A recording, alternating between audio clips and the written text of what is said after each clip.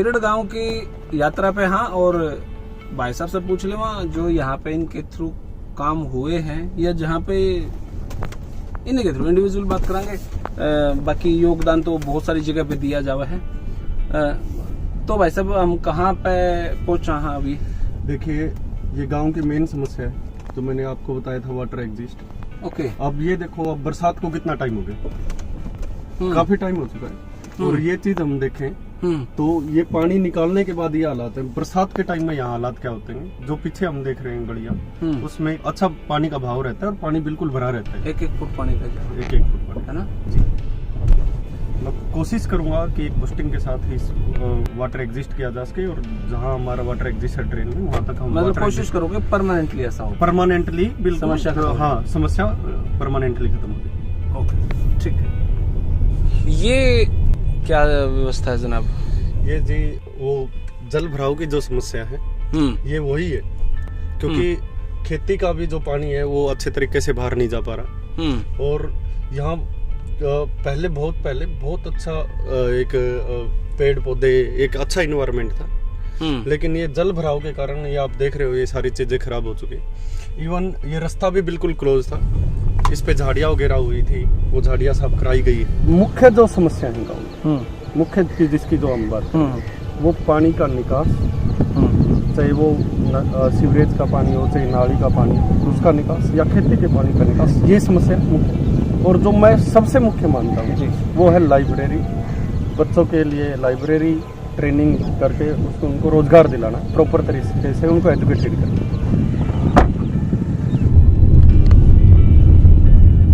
तो हम अब तीसरी जगह पे चल रहे हैं। कौन सी जगह पे जा रहे हैं? ये जी ग्राउंड है। तो अच्छा, ये ग्राउंड है। हाँ। ओके। तो ये ट्रैक जो आप देख रहे हो, जिसका आप जिक्र किया जी, ये ट्रैक लेवल नहीं था। बच्चों ने रिक्वेस्ट की तो इसको लेवलिंग का काम लगभग 2 दिन तक चला यहाँ, और जेसीबी से बच्चे और गांव के सहयोग से ट्रैक लगभग लेवल कर लिया गया। और सरपंच बन गए तो यहाँ पे क्या हो सकता है? देखिए, सरपंच बन गए तो इस जो आपको खाली ग्राउंड दिखा रहा है जी, ये एक स्टेडियम में तब्दील हो जाएगा, क्योंकि ये पंचायती जमीन है, बहुत बड़ा स्पेस है। कुछ गड्ढे हैं, नरेगा वगैरह के से काम करके इन गड्ढों को भरवाया जाएगा और एक बहुत अच्छा स्टेडियम यहाँ तैयार हो सकता है।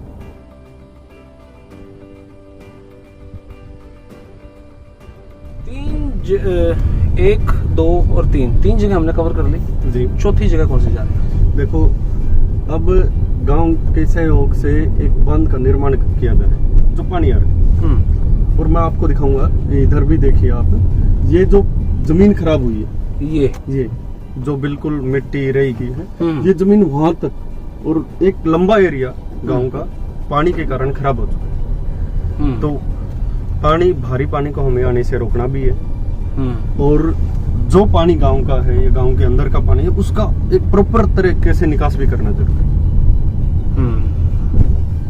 ओके, तो हम अभी कहाँ जा रहे हैं? हम जा रहे हैं उस बांध पे, जहाँ गांव अपना पूरा सहयोग करके, कंट्रीब्यूशन करके, और एक बांध का निर्माण कर रहा है ताकि जो भारी पानी है उसको रोका जा सके। ओके, चलो भाई, तब तक वहाँ पे। अच्छा, एक बात बताओ, आप एनर्जेटिक हैं, आप कोई टेंशन से कम लेते हैं, लेकिन कभी हंसते नहीं है कैसे? नहीं, ऐसी कोई बात नहीं है जी। हमेशा से ही देखिए, टेंशन तो किसी न चीज की है ही नहीं। मतलब सीरियस मोड में रहते हैं जैसे? नहीं, सीरियस, किसी भी काम को बड़ी गंभीरता के साथ लेना। हाँ। मतलब जीवन में हंसी होती नहीं क्या? देखिए, स्ट्रगल पोजीशन में ही लाइफ रही है मेरी, स्टूडेंट लाइफ से ही, और जब तक चीजों को सीरियसली नहीं लिया जाएगा उसको उसके अंजाम तक नहीं पहुंचाई जा सके। तो हंस भी लेते हैं? नहीं, बिल्कुल हंसता तो मैं बिल्कुल हूँ ही, ऐसी कोई बात नहीं है, लेकिन आपको चीजें सीरियसली लेके चलनी पड़ेंगी। मजाक में कोई भी चीज लोगे तो लगभग पूरी नहीं हो पाएगी। हाँ, जिंदगी में हंसी खुशी भी जरूरी है, लेकिन काम आपको सीरियसली ही करना चाहिए। चलो, बहुत बहुत शुक्रिया सर। चलो आगे चलते हैं भाई।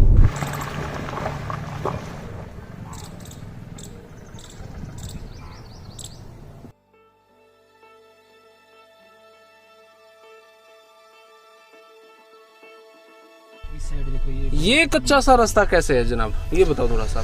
देखिए ये जहाँ तक आपको ये बांध दिखाई दे रहा है, अच्छा ये बांध है। हाँ ओके। ये पानी को रोकने का प्रयास किया गया है। ये जहाँ तक अब बना हुआ है वहाँ तक सरकारी रास्ता है।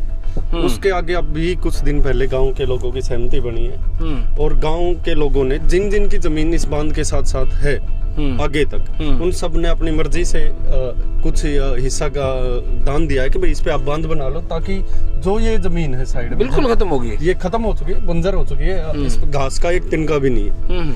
ऐसी बहुत सारी प्रॉपर्टी ऐसी है जो गांव की केवल पानी के कारण खराब हो चुकी है। तो ये कितने की जमीन होगी, कितने किलो होगी? देखिए जमीन ये आप छोटा सा हिस्सा है जो आप देख रहे हैं, ये जमीन ऐसे होते हुए आपको दिखाई दे रही होगी, शायद दिखाई देना बंद हो जाएगा। उससे आगे तक जमीन लगभग खराब हो ही चुकी है, खत्म हो चुकी है। और अब से नहीं, पिछले 4-5 साल से। तो ये इसलिए बीच का ये बांध बनाया गया ताकि उधर का पानी उधर रह जाए। देखिए बीच का बांध बनाएगा, ये एक सोल्यूशन परमानेंट मैं नहीं कहूँगा इसको, क्योंकि बांध जब प्रेशर आए, प्रशासन या कुछ भी वो चीज इसको डैमेज होने के भी खतरे। सबसे मेन जरूरी है ये है कि हम इसका वाटर एग्जिस्ट करें, किसी भी तरह से जो पानी आए वो प्रॉपर तरीके से बाहर चला जाए। बांध भी बनाएंगे और इस चीज को भी प्रॉपर तरीके से पानी की निकासी का भी प्रबंध करेंगे, खेतों के भी का और गाँव का। कितने गाँव से उधर से पानी आता है? ये जी कम से कम उधर से 7-8 गाँव, 7-8 गाँव से 7-8 जो गाँव है उनका पानी यहाँ तक आता है। और फिर समस्या क्या है, पानी वहाँ से आता है, आगे चला जाए कोई दिक्कत नहीं, बिरड के तुरंत जैसे यह बाउंड्री खत्म होती है गाँव की, वहाँ एक ड्रेन निकाल दी पानी की, वो इनडायरेक्ट रूप से एक बांध ही बना दिया। वो ना तो ड्रेन में पानी आता है, ना कोई सिंचाई का काम होता है, आगे वो डैमेज भी हो चुकी है। वो पानी सारा आके इसी गाँव में इकट्ठा होता है। अब 8 गाँव का पानी यहाँ आएगा तो हालात क्या होंगे आप देखिए। ये स्थिति और निकासी सबसे ज्यादा जरूरी है और सबसे मुख्य समस्या भी यही है। 4 लोकेशन देख ली सर, अब कहाँ जा रहे हैं? अब कुछ गवर्नमेंट बिल्डिंगों के हालात मैं आपको दिखाता हूँ। मैंने जैसे हमने आपने बात की जी कि जो गांव की जो राज सत्ता है जी वो व्यवस्थित नहीं है, वो व्यवस्थित नहीं है। उसका ही एक डेमो आपको मैं दिखाऊंगा कि गांव का पंचायत घर की क्या हालत है, गांव की चौपाड़ों की हालत है। अगर चीजें व्यवस्थित होंगी और मैंने आपको बताया कि पॉलिटिक्स एक ये है कि योग्य बेटों के हाथ में रहेगी, मार्ग छोटा होगा और तुरंत उसे लक्ष्य को प्राप्त किया जाएगा। अयोग्य के हाथों में आएगी तो मार्ग बड़ा हो जाएगा और लक्ष्य तक आदमी पहुंच ही नहीं पाता।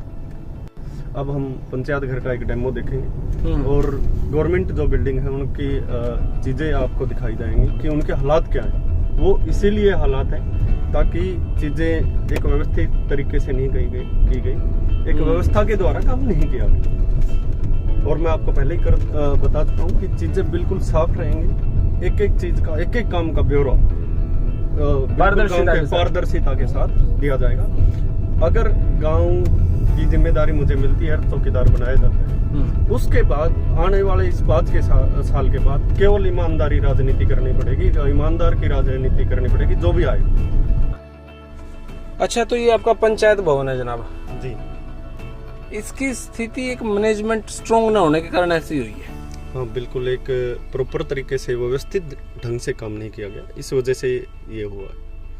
अगर सही तरीके से काम किया जाता तो पंचायत घर जो और भी चौपाल हैं, हरिजन चौपाल जो हमारे बिल्कुल घर के पास है, उसके आप देखोगे बाउंड्री वाल ही नहीं, खिड़की दरवाजे टूटे हुए।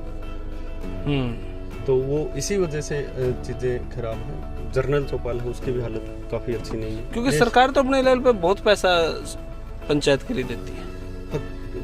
मैं वही तो कह रहा हूँ, बार बार आपको एक चीज बता रहा हूँ कि जब पॉलिटिक्स केवल टैग के लिए यूज की जाए या पॉलिटिक्स इसलिए यूज की जाए कि भाई मेरे पे टैग लग गया, मेरे बेटे पे टैग लग गया, उन चीजों के लिए अगर पॉलिटिक्स यूज होगी तो फिर हालात ऐसे ही होंगे।